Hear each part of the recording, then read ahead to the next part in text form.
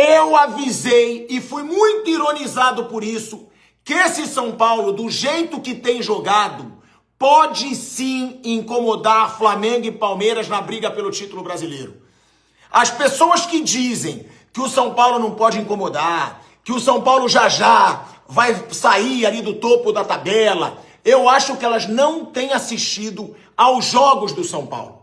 Porque é muito fácil você comentar sem assistir aos jogos. É muito fácil você comentar só por nome, só por investimento. Ah, o Palmeiras é melhor. Ah, o Flamengo é melhor. Não dá para o São Paulo. Gente, o São Paulo, desde o começo desse campeonato brasileiro, tem jogado bola, tem criado chances, tem sido um time corajoso, como foi hoje de novo. É um time que com Danielzinho e com Marcos Antônio ganha muita criação. Eles sabem sair jogando, eles sabem fazer a jogada, dar o lançamento, a metida de bola. E tem Luciano, Caleri, os dois também em boa fase. Tem aí o Lucas Moura, né? Também voltando, também num ano tendo mais frequência. E aí é o que eu falo, por que dizem que o São Paulo não pode incomodar? São Paulo é favorito? Eu digo, na cara, não é favorito. Mas o São Paulo tem, em 6 jogos, tá? Se eu não me engano, o São Paulo tem 16 pontos. Em 6 jogos. Ou seja, em 18 pontos disputados, o São Paulo conquistou 16. Como que você vai menosprezar um time desse? Então eu falo, com a bola que tá jogando, com a pontuação que tem hoje no Campeonato Brasileiro, o São Paulo pode sim incomodar. E se esses jogadores que são fundamentais não sofrerem lesões, porque, claro, o elenco é inferior aos Flamengo e Palmeiras, eles fazem frente com qualquer time do Brasil e até da América do Sul. Tá jogando bem o São Paulo e com nomes que estão se destacando no momento certo. Pausa de 5 segundos para pedir a sua ajuda ao nosso canal com o seu like e se inscrever se ainda não for um inscrito. Fala, torcedor tricolor. Ótima noite para todos vocês.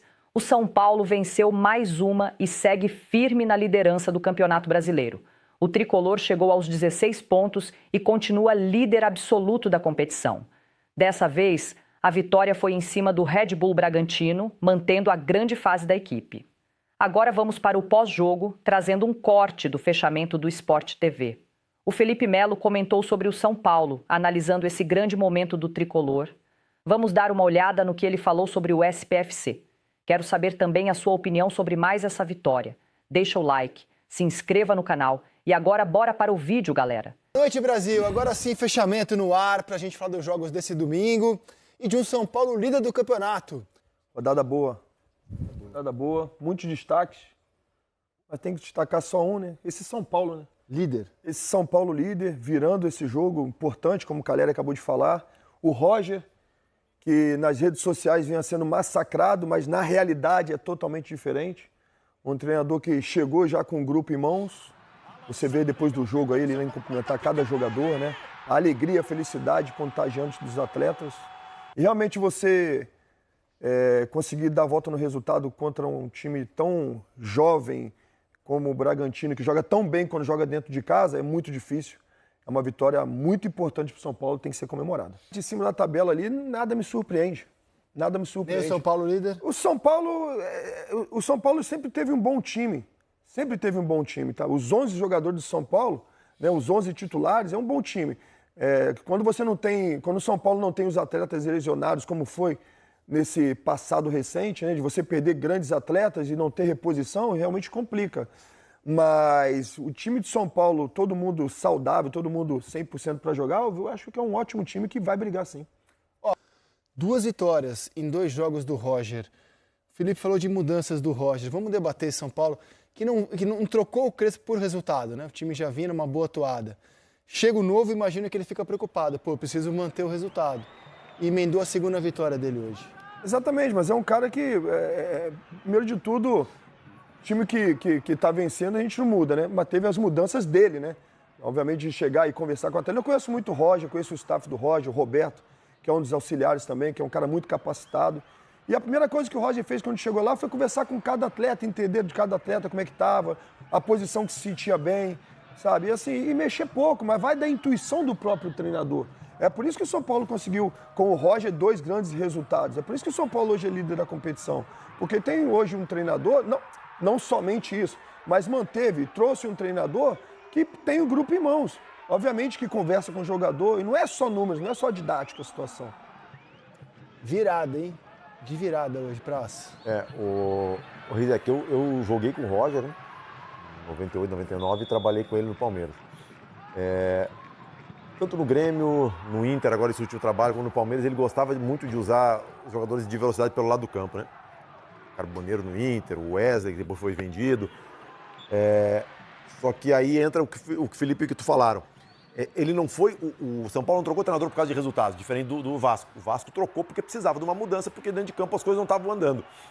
Então o Roger chega e aí eu acho que uma das capacidades do treinador é essa, é de se adaptar. Eu acho que o treinador tem uma capacidade de adaptação muito grande. A não ser que tu esteja numa seleção brasileira ou numa grande seleção que tem uma quantidade grande de jogadores, ou no Manchester City, como o Guardiola monta o time do jeito que ele quer, tu tem que te adaptar ao que tem.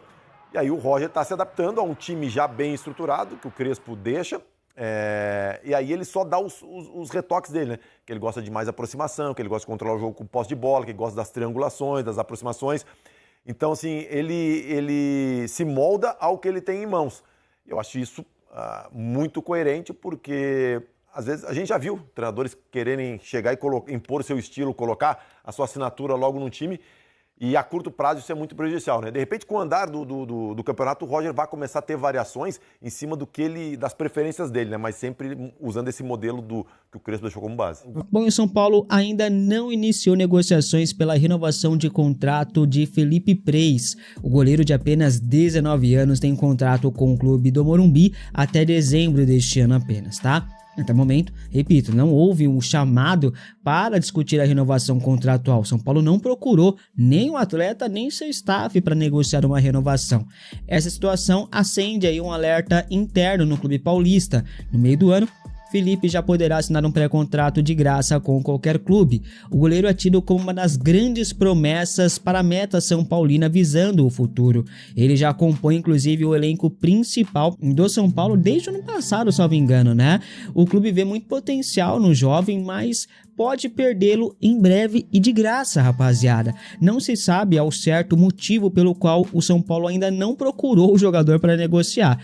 Dizem ali que é por conta da concorrência e tal, né? O Rafael é titular absoluto, o Carlos Coronel com seu substituto imediato, o Yang, o terceiro goleiro, o João Pedro pedindo passagem também, menino da base de Cotia, já chegou a ser quarto goleiro, Felipe Preis agora é o quarto goleiro, né? Mas eles ficam revezando ali, pá. O Yang também está em fim de contrato com o São Paulo, o vínculo se encerra também em dezembro desse ano, ou seja, São Paulo pode numa tacada só perder 2 jovens goleiros promissores. Você renovaria o contrato do Felipe Preis? Renovaria o do Yang? Comente aqui abaixo a sua opinião. E é impressionante como desde o Rogério Ceni o São Paulo não oportuniza os goleiros da base. O último, né, que foi ali, que teve uma oportunidade, foi o Yang, que teve 3 jogos, e a diretoria massacrou o moleque, tá ligado? Em 3 jogos, o moleque ficou 3 anos sem jogar, né? Porque foi promovido em 2021 ou 22, ficou 3 anos até estrear, fez 3 jogos. Falhou num lance que foi com os pés, no jogo contra o Sport, e aí nesse mesmo jogo ele fez várias defesaças.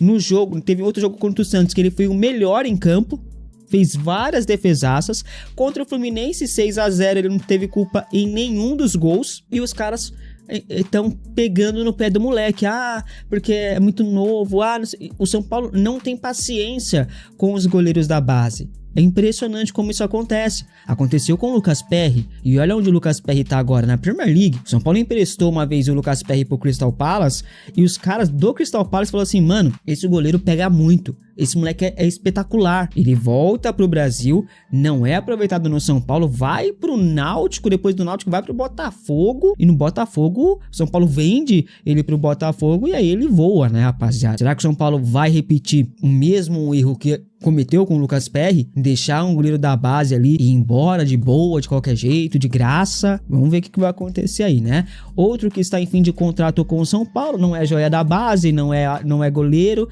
mas é um grande ídolo aí, podemos dizer assim já, né? Tô falando do Caleri, rapaziada. Dessa vez, o São Paulo já está agindo, já iniciou negociações pela renovação contratual. A ideia é renovar o contrato do Caleri por mais 1 ou até 2 anos, tá? A partir de julho, ele também poderá assinar um pré-contrato de graça com qualquer clube, mas o clube do Morumbi está confiante que isso não acontecerá.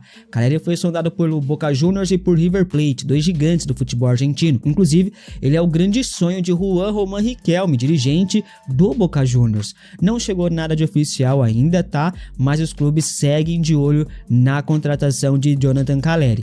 Uma fonte do Tricolor disse o seguinte sobre o Caleri, abre aspas, não vejo chance de ele não renovar. Fecha aspas. Outra fonte disse, ele é muito importante para nós, não podemos perdê-lo. Tá ligado? Esse é o nível de confiança que o São Paulo tem no Caleri. Por isso, negocia a renovação. De acordo com o Jorge Nicola, as negociações já iniciaram, rapaziada, há algumas semanas, tá? O Caleri estaria cobrando ali, entre aspas, cobrando, né? Mas pedindo uma valorização salarial para fechar o acordo, o que é muito normal nesse tipo de negociação, tá? Não é um espanto. Ah, o Caleri tá mercenário. Não, nada disso. É muito comum, né? Hoje ele recebe algo próximo aí dos 1.300.000 reais por mês, de acordo com a matéria do blog do Nicola. É o segundo jogador mais bem pago do atual elenco, tá? Mas o retorno em campo, ele é notório, ele é imediato, né? Fica nítido nos números. Desde que ele voltou de lesão, foram 15 jogos e 9 gols marcados. Marcou gol ontem contra o Bragantino, inclusive o gol da vitória, o gol da virada do São Paulo. Olha como ele é decisivo, olha como ele é importante pro time do São Paulo, né? Somando as duas passagens pelo Tricolor, o cara ele tem 241 jogos e 88 gols marcados, 26 assistências. Se você renovaria o contrato de Jonathan Caleri? Comente aqui abaixo a sua opinião. E o Alexandre Pato é muito querido pela torcida são paulina, né? Ainda mais pelo fato de ele ter aberto mão de 35 milhões de reais na sua segunda passagem pelo Tricolor, né? Rescindiu, foi embora, abriu mão de tudo e pá. Depois ele volta na terceira passagem, ganha a Copa do Brasil sem fazer um jogo, né, sequer. Foi uma terceira passagem bem melancólica do Alexandre Pato, né, mesmo com poucas oportunidades, poucos jogos, né, não estando no seu auge, a torcida ela tem um carinho muito grande pelo Alexandre Pato, muito pelo que ele fez de ter aberto mão dos 35 milhões e também pela sua primeira passagem, né, que foi muito boa 2014, 2015. Muitos acreditam que o Pato se aposentou do futebol, não joga mais e pá, mas não é isso que tá acontecendo não, tá, rapaziada? O Pato ainda não anunciou a sua aposentadoria, está indeciso ainda. Ele mesmo fala sobre isso no programa do Bolívia, né? Voltou o Bolívia por Desimpedidos, né? Será que agora vai, Bolívia? Vamos ver. O Pato disse o seguinte, abre aspas, não me aposentei ainda. Faz 2 anos que eu brigo com a decisão. Coloco tudo na balança, valor de mercado, tempo, etc. Eu estou decidindo ainda, mas acho que não passa desse ano se eu vou voltar ou não, fecha aspas, tá? O Pato foi indagado por um torcedor já há algumas semanas atrás sobre comprar o São Paulo. É porque estão falando que um conglomerado que o Pato faria parte, iria comprar, acho que Santa Cruz, algum clube do Nordeste aí, pá. E um torcedor questionou o Pato, pô, Pato, você não vai comprar o São Paulo não? E tá, bom, ele não fala abertamente sobre o tema, né? Ele disse o seguinte, abre aspas, sentarei na mesa quando puder. Fecha aspas. Pato não descarta a possibilidade, né? Mas também não confirma que vai comprar o São Paulo. Provavelmente, sozinho, ele não vai comprar, né? Talvez ele faria essa questão do conglomerado, algo que é desejado pelo Diego Fernandes. Lembra do Diego Fernandes? Eu vou falar sobre o Diego Fernandes no vídeo de hoje do canal principal, porque ele mandou um recado aí sobre a demissão do Crespo, pá, né? Então, talvez o Pato possa ser um dos magnatas, um dos milionários, bilionários que vão fazer parte desse conglomerado de São Paulinos que o Diego Fernandes tem aí para investir no São Paulo, né? O Arrimacis deixa bem claro, ele já deixou bem claro que ele é contra a SAF, mas acredita que o São Paulo vai caminhar uma hora ou outra para esse caminho, né, rapaziada? E é o que vai acontecer. e o Diego Fernandes quer fazer isso. Eu não sei em que pé deu também essa questão do Diego Fernandes, porque ele falou que ia ter uma reunião nos Estados Unidos, que não sei o que, e até agora essa reunião não aconteceu, nem sei quando vai acontecer, né? Mas enfim, rapaziada, será que o Pato vai participar aí dessa leva do Diego Fernandes, ou de algum outro conglomerado, ou não vai dar em nada, foi só pra meter o louco mesmo essa postagem dele? Pela resposta dele, é algo que ele pensa, né, rapaziada? Mas já pensou o Pato comprando o São Paulo, fazendo parte ali da ação da futura SAF do São Paulo? Pode acontecer, né? Enfim. Agora tem duas coisas que precisam melhorar urgente pro São Paulo, Beto e Matheus. Urgente. Posso chutar uma? Diga. Batida de falta? Porra, isso é. Isso, cara, impressionante, cara. Impressionante como não tem um filho da mãe para bater uma falta ali no time do São Paulo, ainda mais num time que teve como referência um Rogério Ceni, que fazia gol de falta direto, né? Talvez o gol mais emblemático da história do São Paulo é de falta do Raí contra o Barcelona em 92. A gente não tem um caboclo ali que treine falta, que saiba fazer uma cobrança de falta. Toda vez que tem uma falta na entrada da área, até uns anos atrás era meio gol. Hoje você não espera mais nada, Matheus. Não tem mais nada, nenhuma esperança que vai pro gol. Não, e outra coisa, na estreia de Lucas Moura, salvo engano, não sei se foi Cruzeiro ou Botafogo, ele bateu uma falta na trave. Eu falei, aí, ó, chegou para resolver aí nosso problema de falta. A partir de então, o Lucas Moura bateu todas as faltas para fora, Mailton bateu todas as faltas para a lua. Então, assim, o São Paulo tá precisando urgente, porque assim, o melhor batedor de falta do São Paulo é o cobrador que mete na área, que é o Marcos Antônio, né? Que dá aquela chapadinha ali, mas não batida pro gol. Batendo pro gol, o São Paulo não tem. É incrível, cara, incrível. Acho que foi contra o... Todas as faltas para fora, Mailton bateu todas as faltas para a lua. Então, assim, o São Paulo tá precisando urgente, porque assim, o melhor batedor de falta do São Paulo é o cobrador que mete na área, que é o Marcos Antônio, né? Que dá aquela chapadinha ali, mas não batida pro gol. Batendo pro gol, o São Paulo não tem. É incrível, cara, incrível. Acho que foi contra o Atlético Mineiro, né? Essa Foi contra o Galo, foi isso mesmo, na estreia dele. Puta, no jogo que apresentaram o Rames e ele, né? Aff, mané. E, Matheus, eu não vejo ninguém nesse time aí hoje com uma possibilidade que você fala, puta, bola na área ali, vou colocar esse aqui para cobrar falta. Se fosse um videogame ali, você vai selecionar, você vai ficar rodando ali o elenco inteiro do São Paulo, você não acha um, né? Não acha. E outra coisa, eu falei do Mailton aqui, ele foi o melhor jogador do Campeonato Cearense, incrível. O nível do Campeonato Cearense deve estar ridículo, porque não é possível que, assim, um lateral direito como o Ailton seja escolhido o melhor jogador. E Patrick também, Patrick Lanza foi um destaque lá no Juventude, né, na lateral esquerda. Não consigo compreender esses jogadores, não. Patrick Lanza é jovem, não vou criticá-lo aqui, não. O Ailton também não é tão velho assim, né? Ele tem, também é jovial, mas não consigo compreender. E Mailton, velho, Mailton chegou na Libertadores, não foi? Ele chegou batendo foto, escanteio, eu falei, esse é o cara, apoia bem, bate bem na bola, aí depois o cara só aperta quadrado forte, todas as bolas. Ele quer chutar de todos os lugares possíveis, meu amigo. Não importa, é falta, ele vai chutar no gol. É escanteio olímpico, esqueça, entendeu? Não dá, esse cara não dá. O São Paulo não tem esse batedor de falta, o São Paulo precisa arrumar urgentemente. Eu me lembro de uma falta que o São Paulo bateu e nunca mais bateu, foi de Luciano. Não sei se você se lembra quando o Flamengo foi campeão no Morumbi, a gente ganhou do Flamengo de 2-1, o primeiro gol foi de falta de Luciano, né? Luciano não bate mais falta? Acho que foi o último, né? Não talvez. Não, eu acho que o Wellington Rato fez na Sul-Americana, salvo engano. Nossa. Grande Wellington Rato. Nossa, não sei onde ele tá hoje. Acho que tava no Goiás. É porque ele é do Vitória, né? O Vitória emprestou do Goiás, eu acho. Isso, acho cara, que é isso. O Beto, mas também tem essa coisa aí. O pessoal fala hoje em dia. Eu lembro de uma vez que eu fui no CT. A gente foi fazer uma ação lá no CT. E o São Paulo tinha acabado de ganhar a Libertadores, hein? Aí o time tava lá, tal, acabou o treinamento, o Rogério ficou mais 1 hora batendo falta lá. Sem brincadeira, ele bateu acho que umas 50 faltas ali. Eu vi ele errar umas 4 das 50. Era caixa. Treinava e o cara, acho que nem o Michael Jordan lá, se você vendasse o olho dele, tem um lance do Michael Jordan que o cara fala, você é ruim. Ele, o quê? Aí ele fala, então olha aqui, ó. Aí ele cobra o lance livre de olho fechado aqui e acerta. O Rogério era a mesma coisa, você acha que até de olho fechado. E hoje em dia, criaram essa coisa, né, o Beto, que tem desgaste muscular, o cara não pode bater falta porque dá desequilíbrio muscular. E aí os caras não batem falta. É no São Paulo, é na seleção. Você quase não vê mais gol de falta aí nos jogos, né? O que rola, né? Não, então, até ontem eu tô fazendo live react do jogo, né, para conversar com o pessoal, tudo.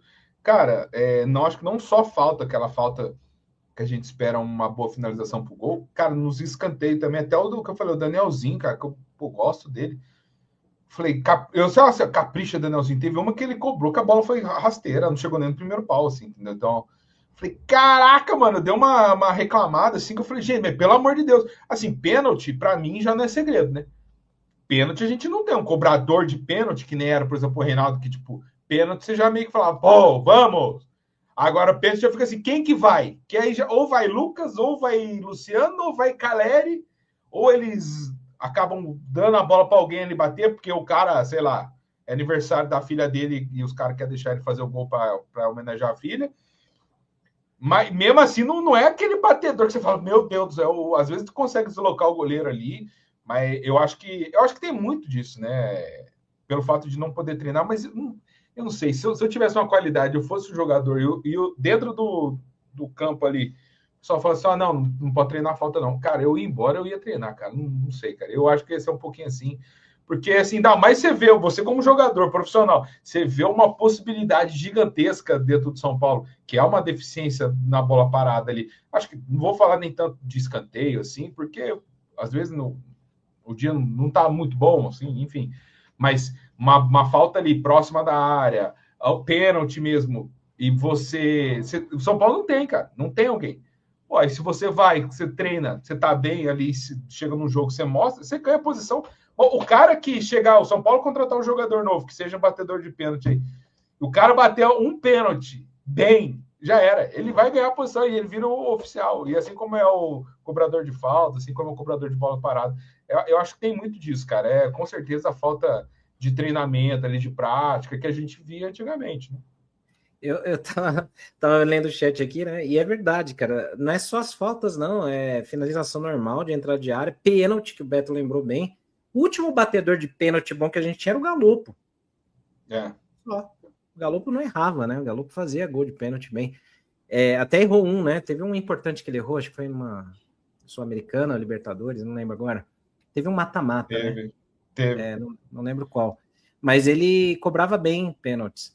E é incrível, cara, é um negócio que, assim, às vezes o jogo tá truncado. O que tá rolando hoje? Notícia de hoje. O jogador Claudinho, lembra do Claudinho? Nós conhecemos ele aqui no Brasil, mas no Red Bull Bragantino que ele brilhou. Era um baita jogador no Red Bull, foi pro Zenit, chegou no Zenit da Rússia, chegou no Zenit, ele jogou muita bola, mas muita bola. E ele acabou indo agora para o Al Saad, time lá do Catar, né? Chegou no Al Saad, ele acaba de sair, foi embora lá do Al Saad, acabou de pegar a nota oficial dele, da família e tal, estamos indo embora por motivo de segurança. O bicho pegou lá, vocês estão acompanhando esse clima de guerra que tá rolando lá no Catar, lá no mundo árabe, lá tá rolando muita coisa, mas muita mesmo. Então o Claudinho vem embora. E existe uma situação na FIFA lá, que os caras podem rescindir nesse cenário de guerra. Então o cara pode ir embora a qualquer momento. O Flamengo tá disposto a pagar um caminhão de dinheiro. É claro que o Flamengo também não quer despedaçar o Al Saad, os caras não têm culpa. O Flamengo comprou o Plata, sabe aquele atacante Plata? Comprou do Al Saad, eles têm uma boa relação. Então, é o tipo de situação, o Flazoeiro tava falando muito sobre isso, que o Claudinho pode ir de graça para o Flamengo acertando os salários. O Flamengo pode dar uma compensação financeira pro Al Saad ou pode ter uma rescisão na FIFA. Tudo isso ainda é muito embrionário, é muito começo. Só que chegando um Claudinho lá no Flamengo, somado a Pulgar, somado a Jorginho, somado a Arrascaeta e mais esse mundaréu de Samuel Lino, Carrascal, tem 1000 caras lá, 1000 mesmo. Não tem cabimento olhar pro Flamengo e pensar, poxa, De La Cruz não vai usar mais. Se chegar o Claudinho, o papo é esse, perigas não usar mais. Chegando o Claudinho com a Arrascaeta, um cara igual o Nico De La Cruz, ele fica completamente escanteado. Não seria papo do São Paulo tentar trazer o De La Cruz, ainda que com empréstimo, tentando pagar o salário e vendo que o cara tem a condição de jogo? Porque a condição de jogo dele em 2026 também tá um pouco precária, mas é porque eles estão arrumando o jogador, igual o São Paulo tá fazendo aí com o Rian Francisco, fez com o André Silva, fez com o Lucas Moura. é uma volta gradativa. Tem um problema ali que vai piorando com o tempo? Até tem, mas o cara de La Cruz, ele tem 28 anos, então ele tem muita garrafa vazia para vender ainda, tem muito futebol para jogar ainda, é um jogador acima da média e é um jogador que deve ficar escanteado no time do Flamengo. A relação com o Flamengo não foi estremecida quando o São Paulo não quis mandar o jogador Marcos Antônio. O São Paulo, inclusive, foi sempre muito respeitoso com o Flamengo, deixando a porta aberta pro Flamengo, mas falando, ó, tô aqui, tá na amizade, tamo junto, mas não quero vender o Marcos Antônio. Então o Flamengo queria que o São Paulo assinasse uma carta de preferência de compra e tal. O São Paulo tá até disposto a ligar pro Flamengo caso o São Paulo queira vender o Marcos Antônio. Então olhar pro Flamengo hoje, De La Cruz totalmente escanteado, o São Paulo tem condição de ligar lá e falar, ô, me manda aí então, vamos reforçar o time aqui, vamos junto? E o Flamengo poderia sim aceitar esse tipo de negociação. Estou dizendo, Claudinho se fechar com o time do Flamengo, no dia seguinte, Nico de la Cruz estará escanteado por falta de espaço nesse time do Flamengo aí, e eu acho que para nós respinga como uma situação muito interessante, né? Bate aqui no São Paulo num ricochete aqui como uma situação muito interessante. O São Paulo hoje pode pegar um cara igual o Nico de la Cruz e finalmente ter um jogador para ser alternativa a Marcos Antônio, também Danielzinho, também Lucas Moura. É um cara completaço que joga o fino do futebol e eu acho que seria muito, mas muito bacana mesmo. O que você acha? Fala comigo.